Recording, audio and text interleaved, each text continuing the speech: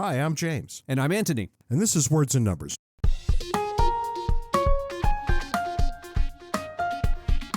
This is Words and Numbers, brought to you by James and Anthony. If you would like to sponsor Words and Numbers, this is the one time I will say give us an email. Only for this, not for any of the crazy things that I've been getting lately. You should all be a little bit ashamed of yourselves. What's new and exciting in your world this weekend? I want to talk about sustainability. Oh, I said interesting. Yeah, I know. I have the same opinion. This is one of these things. The term popped up in business maybe, I want to say 10, 15 years ago, and universities across the country started sustainability MBA programs. Now, it's not entirely clear to me what that means. In fact, it's not entirely clear to the people who design the things what that means. And the reason I know this is because I got hold of one of the leading books on teaching sustainability. And you go through this thing, and the definitions it gives for the word, first off, it gives several definitions for the word, but they're internally inconsistent. They're contradictory, not only with each other, but a definition itself will contradict itself. So I don't think anybody knows what this thing means. I can see the practical effects. It comes out as being environmentalism dressed up as business. But nonetheless, I was having a conversation with some of my MBA students today, and of course, as it will, the topic of sustainability comes up. And in their minds, I think this is, again, some form of environmentalism. And one of the students asked, we were talking about cooperation and coercion, and one of the students asked, isn't this an appropriate role for coercion, climate change? We say this in our book, an appropriate role for government is in preventing people from imposing harm on others. You know, I don't know enough to say one way or the other, but I could say it conditionally. Look, if it is the case that human action is raising global temperatures and in turn that's imposing a cost on people, then this is an appropriate role for government to clamp down on these greenhouse emissions. We've been doing this for years. There are all kinds of anti-pollution laws, and nobody looks at those and say, well, these are fundamentally unjust. Yeah, that's true. But I would imagine that people are asking the question now, why didn't we go further? Why don't we have more? And that's kind of where this discussion was going until it dawned on me. Hang on a second.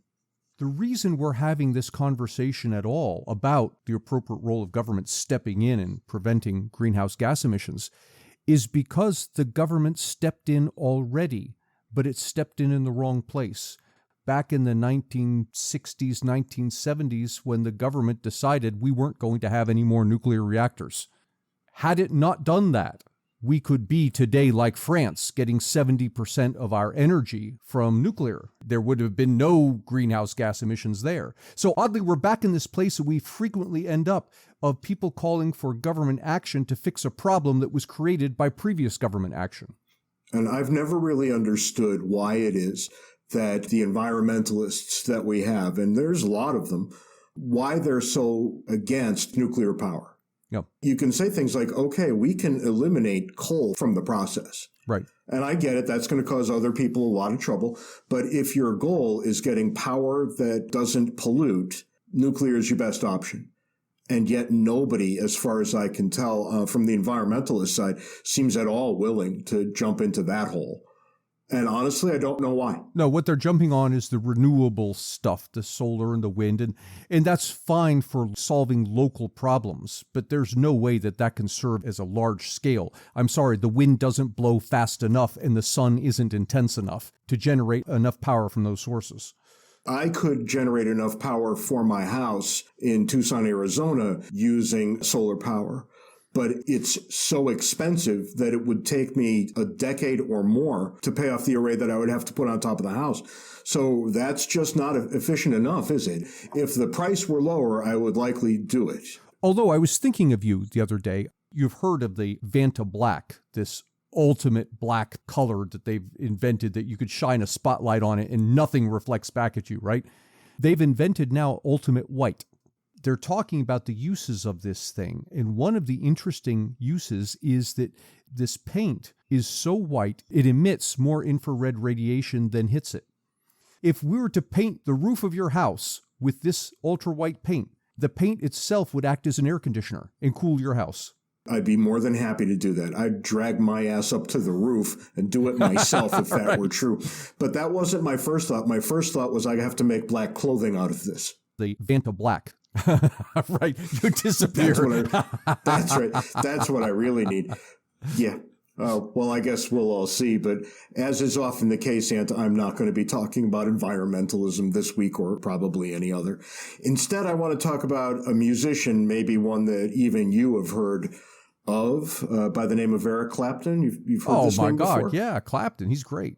Yeah, if I asked you to name 3 songs that he played on, you'd fail miserably. But nonetheless, Clapton, believe it or not, was a pretty diehard anti-vaxxer. Was he really? He was. He said he would never play a vaccine-mandated show, ever. And yet he is now playing a vaccine-mandated show in New Orleans. And you start to realize that we're back here at this point, finally, at the position of trade-offs. Right. What do you want? What are you willing to give for it? Clapton, obviously, wanted to play and wanted to make a living by playing more than he wanted to remain an anti-vaxxer. So he took the vaccine. Not shockingly, he's not dead. People are calling him a hypocrite. I'll link the Rolling Stone article for you in the show notes. I don't think that's right. I think he had an opinion. It was probably pretty strong. He took in other ideas after he expressed the opinion, and he changed his mind. And isn't that what we would want people to do? I want people to consider evidence, and if the evidence requires it, change their minds. And, Rolling Stone is all up on his back, but I'm fine with it. He's a fantastic guitar player. I've seen him before. He puts on a hell of a show. And I'd like to see him again. He's getting to the age where he's probably never going to tour again. I'm glad that he reassessed and he came to a different conclusion. This isn't hypocrisy like you get with politicians. Hypocrisy is when you say one thing, knowing full well you're never going to do it. Right. Changing your mind is simply learning and growing. That's right. And I try to do that every day with the things that, we like to think about. My thoughts are never all that concrete because there's more evidence out there for damn near everything. So instead of picking on him, I say, hey, Eric Clapton, way to go. You can email me anytime you want to. We'll work something out. We'd be happy for you to sponsor Words and Numbers. That'd be great, but not necessary. I'd just like to have a talk. Maybe you come on as a guest. Which, of course, that brings us to the foolishness of the week. I look back to January of this year, and I think about what we've got now, and the foolishness level has escalated. Let me read a headline for you. Horse owners are struggling to buy ivermectin as Americans scramble for the unproven COVID-19 treatment, and Amazon sellers cash in by gouging prices. Oh, predictable. Reports say. Right. Yeah. No, so there's a lot going on in that headline. The first thing is the funny one, right? At least it's funny to me because I don't own horses. The American people, by and large, and many people around the globe, have decided they want to take ivermectin, and that's fine. It's a drug that's suitable for human use. But look what happens when they do. Now, a horse medicine is not available anymore for the horses. Yeah. But that last part is really interesting too, right? Amazon sellers are price gouging, which means that the price is rising due to increased demand. Are they offering this product for too much? Not if they're selling it. If they put $1 million price tag on it, nobody would buy it. Now they're charging too much. If they put an $800 price tag on it and lots of people buy it, it's definitionally not too expensive. Yeah, somebody's willing to pay that. That's right. And of course they are. I don't know a better sign of the times than this one headline. We did an episode some time ago on price gouging, and I just love that topic. I'd love to come back to it at some point. Yeah, I'm sure. Well, every time there's a hurricane, right? Yeah, and there are state governors, of course we're going to have material. But think this through a minute, what the effect is going to be. If you've got people charging a huge price for ivermectin, it's sending a signal to entrepreneurs everywhere. Get hold of ivermectin and put it on the market. Start making more. Yeah, you've deputized the entire planet as people search for ivermectin and try and get it to the people who are willing to pay for it. And frankly, I don't know a whole lot about it. I don't think I need to know a whole lot about it. I don't think people who want it are crazy. I don't think people who don't want it are crazy. Live the life you want to live. I don't care. But ultimately, you're looking at something that could be produced at higher rates and could make everybody happy. Yeah. because on the one side, the producers are going to make a fair amount of money if they just make more. On the other side, consumers will pay less if they just make more. And that's a prescription for everybody to be made happy. When everybody can be made happy, you should probably do it. To get more Ant and James, buy a copy of our excellent book, Cooperation and Coercion. You can find the paper and electronic versions on Amazon and the audio version on Audible. All right, Ant, this week we're going to talk about something I really don't like talking about and something that you bring up probably on average more than any other topic. Right. Well, I got roped into doing research some years ago on the estate tax. The way things work in economics, you end up doing some research on something and you become an expert on the thing, and then somebody comes along who wants to know something about this and you have to do some more research, and before you know it, you're one of the top people who others go to for this topic. And that's kind of how I ended up here. I was never interested in this estate tax, but here I am. Like the rest of us. None of us are interested in the estate tax. Well, yeah, and understandably so. On the one hand, polls that come out show that Americans viscerally dislike the idea. It's called colloquially a death tax, which really probably is a better descriptor. But Americans tend not to like the idea because you've earned money over your life and you pay taxes on that, and you earn interest on your savings, you pay taxes on that, and then when you're dead, that should just be it. And yet along comes the government wanting to take more. But on the upside, the estate tax hits very few people, like on the order of 0.1% of tax filers have to pay estate tax. And the exemption is like $12 million. So it only hits over 12 million. So virtually everybody can say, look, this is a non-issue. And by the way, the total amount of tax revenue the federal government collects on the estate tax is less than 1% of the federal budget. So in so many ways, it's a non-issue. However, I got a call about a week ago asking me to do some research on changes in estate tax rules that Joe Biden has proposed. And the changes fall under this heading. He calls it the American Families Plan. And there's a bunch of pieces to it. But what was interesting to me as I dug into it is it talks about upping the estate tax rate, and that's one issue. But what was more interesting to me were three other issues that kind of ran under the radar here. These are also part of the American Families Plan. The first is capital gains taxes. So this is the tax you pay when you buy something and sell it later at a higher price. Typically think about it relating to stocks, but also relates to houses, for example. But if I buy, for example, a house for $50,000 and years later sell it for $150,000, I've made a $100,000 gain. And so I would pay some tax on that. It's called the capital gains tax. Well, here's the thing. Up until the present, including the present, when you die and leave your assets to your heirs, to your children, they get to benefit from what's called a stepped-up basis. And it works like this. Let's say you, James, buy a house for $50,000, and years later, it's worth $150,000. You don't sell it, but you leave it to your kids.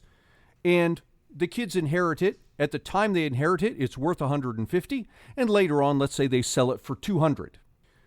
According to the rules that have existed for decades, your kids would only pay tax on that $50,000 difference, the difference between what it was worth when they inherited it and what they sold it for. Now, one of the changes that Joe Biden has in mind is to get rid of that benefit. By getting rid of that benefit, what that means is if you bought your house for $50,000 and years later you die and you leave it to your kids and your kids eventually sell it for $200,000, they've got to pay tax on $150,000, the difference between what they sold it for and what you bought it for. So right off, you can see there's some extra taxes that are going to show up here for heirs. And you say, well, yeah, but that kind of tax only applies to the very rich. To which I say, no, it doesn't. Under Joe Biden's plan, this is not an estate tax, a death tax. It's a capital gains tax. That applies to you, to me, to everybody else. Now, he has put in a $1 million exemption. Watch that go straight down. How many years will that take to go down to $100,000? And that's an interesting thing because it's a much heavier lift taking away that stepped up basis rule that's making all this possible than it is to knock down that $1 million exemption. So once he gets his foot in the door, it's going to be easy to knock down the $1 million exemption. But nonetheless, you might look at that and say, okay, but $1 million exemption, who has millions of dollars? That's the rich. I give you a scenario. We're going to do all this adjusted for inflation. Let's suppose you begin work at age 20 and your household earns $50,000, which is right on the border between lower income and middle income. So you're not even solidly middle class here. And let's suppose that you stay at that $50,000 level for your entire career. So you're a solidly lower middle class to middle class household. But you're frugal. You save 15% of your paycheck every time it comes in, and you invest it in a portfolio of stocks, standard portfolio. By the time you retire, you've got $1.5 million. Now, you die and leave it to your kids. Under Joe Biden's plan, your kids are going to owe, now they get a $1 million exemption, but they're going to owe 20% tax on that extra $500,000.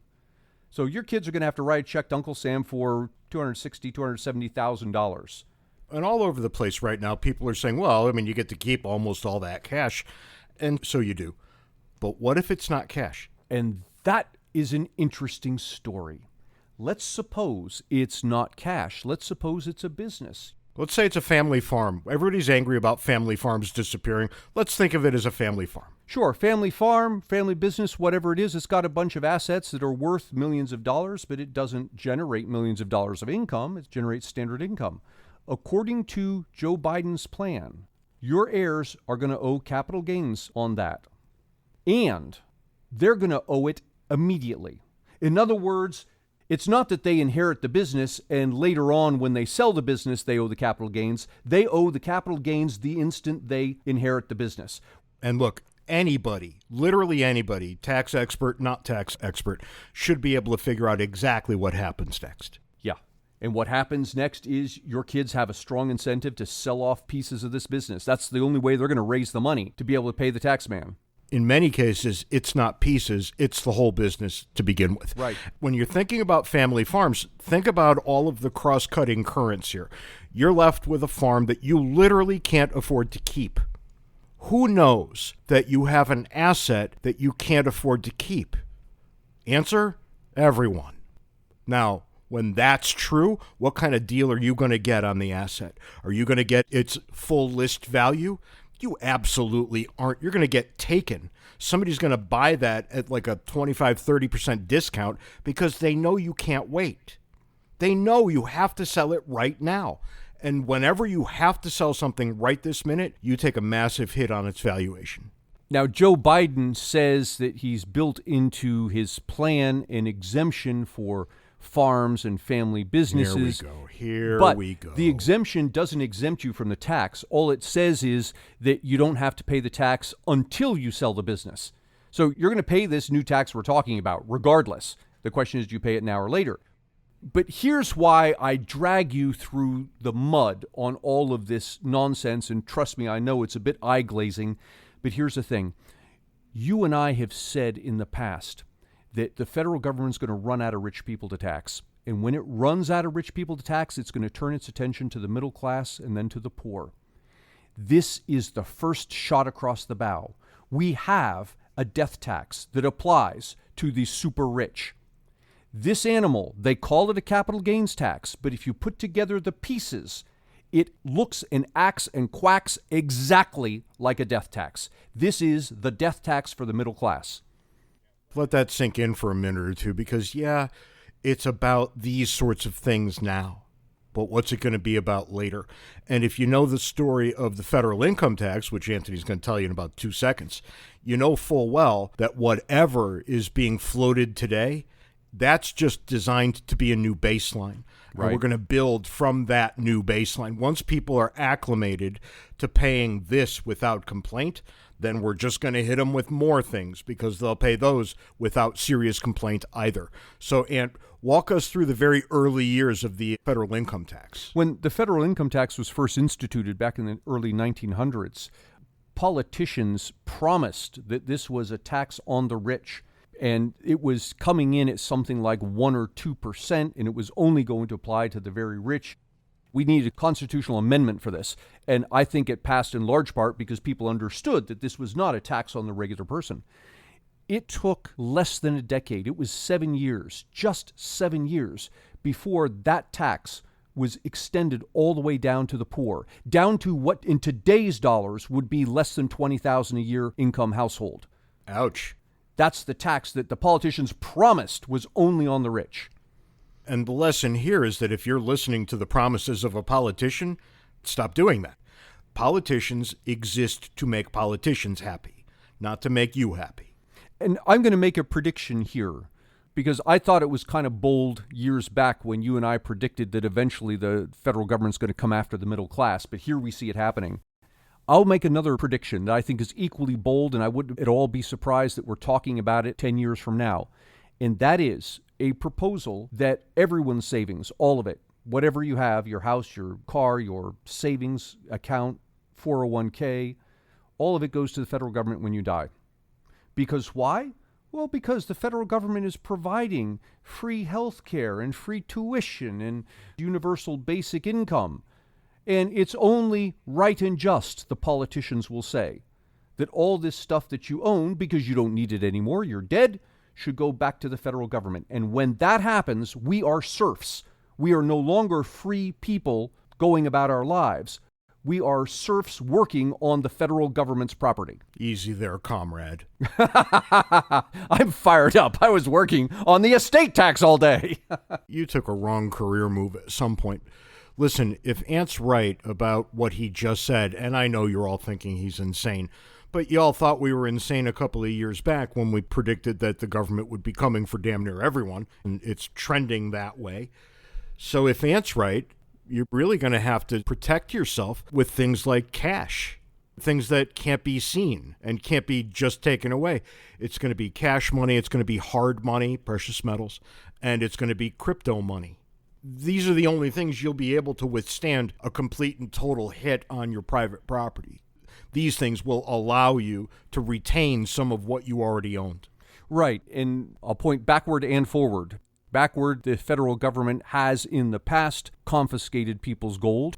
And looking forward, the government is interested in the new digital dollar. That is a cryptocurrency version of the US dollar. That animal isn't cryptocurrency in the way that you and I think of it. That's cryptocurrency controlled by the federal government. That's more government fiat money. It's something that the federal government will be able to track. When that comes about, when we get digital dollars in full, paper dollars will be gone, checks will be gone, everything will be digital, and the government will know exactly how much money you have at every point in time.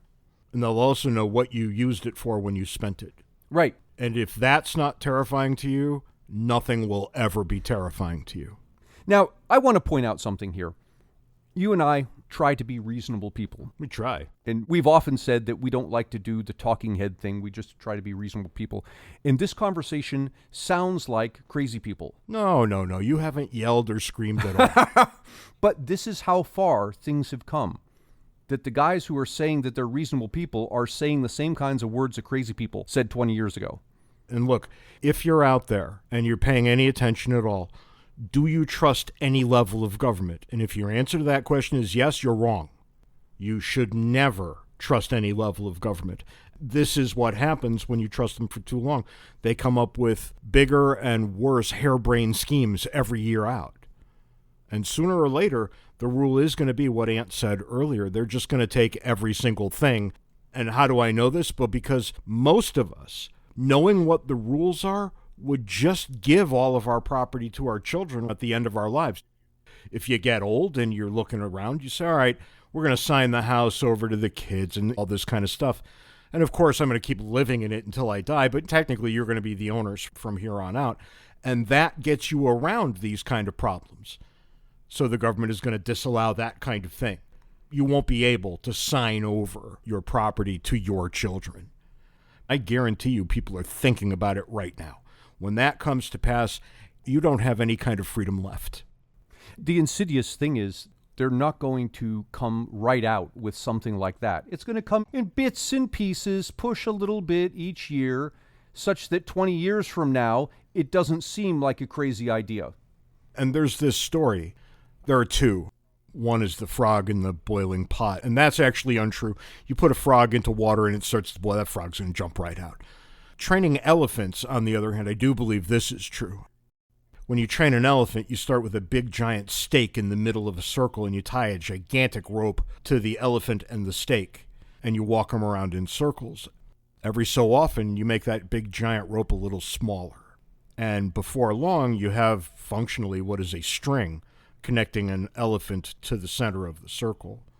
Really what it means is that you don't need any rope at all anymore because the elephant has internalized it. Now, I don't know if that's true or not, but it points in the direction of what you're talking about here.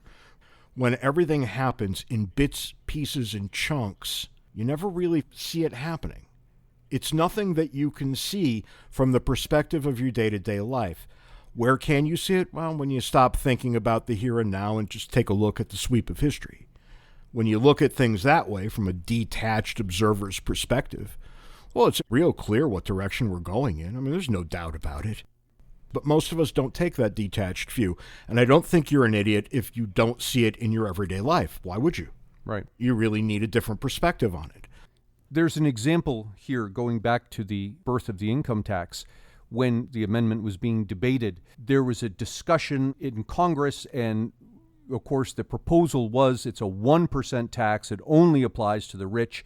One of the congressmen who was debating against this amendment got up and said, look, if we allow this, if we allow the federal government to tax people's incomes, before you know it, they'll be taxing everybody, and they'll be taxing them, and he named a number.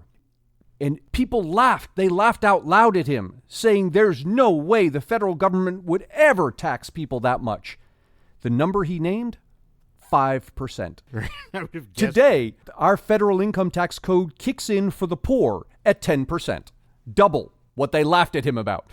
Yeah, sounds about right. And look, the poor get all of that back and more. It's the point that we're pressing here. Right. And then you start looking at these state taxes. As we talked about last week, when New York and California start putting their finger on the scale, you're looking at 60, 61% combined state, local, and federal tax.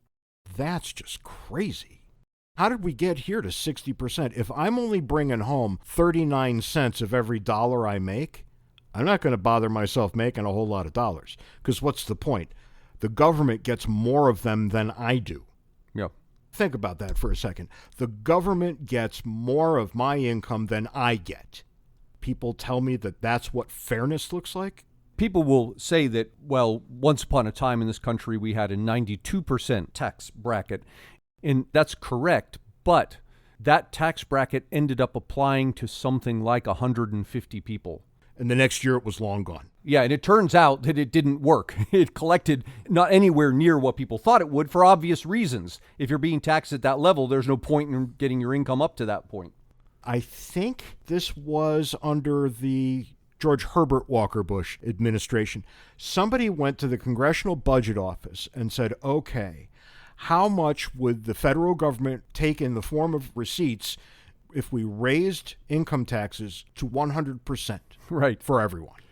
The CBO, doing its business the way it always does, ran the numbers with probably 40 or 50 PhDs trying to figure out what the correct answer to a math problem is. And they came back with a number that was equal to GDP. Right. They thought that you could actually collect 100% income from every single person in the country. Meanwhile, way off to the side, I was asking questions like, why would anybody work at all? Why? If you're not going to make a dollar for anything you do, why would you do anything? And I was a graduate student at the time.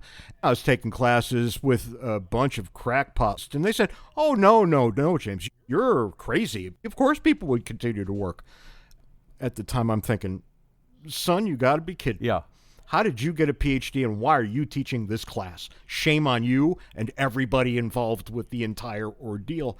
Because nobody would do anything. Tax receipts would be zero. Right. Because of course they would be. Politicians think that you can twist that dial as far to the right as you want. So let's just go confiscate everybody's money.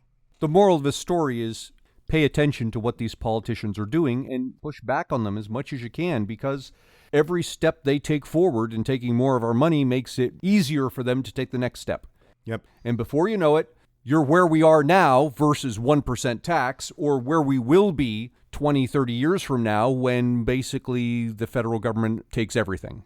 When you see people at the federal level saying things like, this only applies to the super rich, understand that that's going to be you 10 years later. Yep, you're next. You are absolutely next, because if you confiscated all the wealth of the top 1%, you really don't have much, comparatively speaking. What you have to do is tax the entire middle class, because then you got something.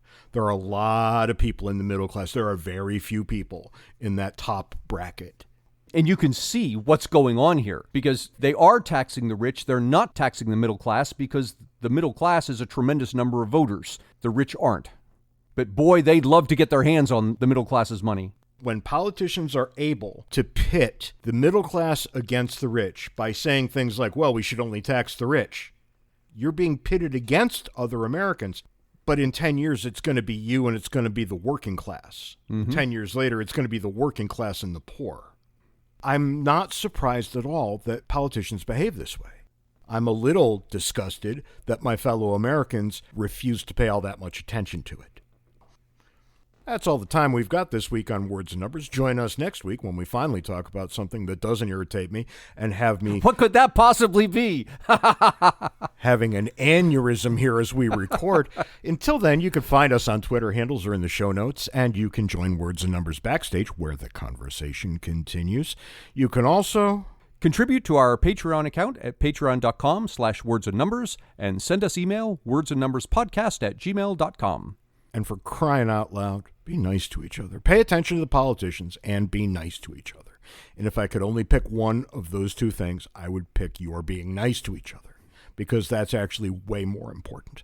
And I'll catch you next week. See you next week, James.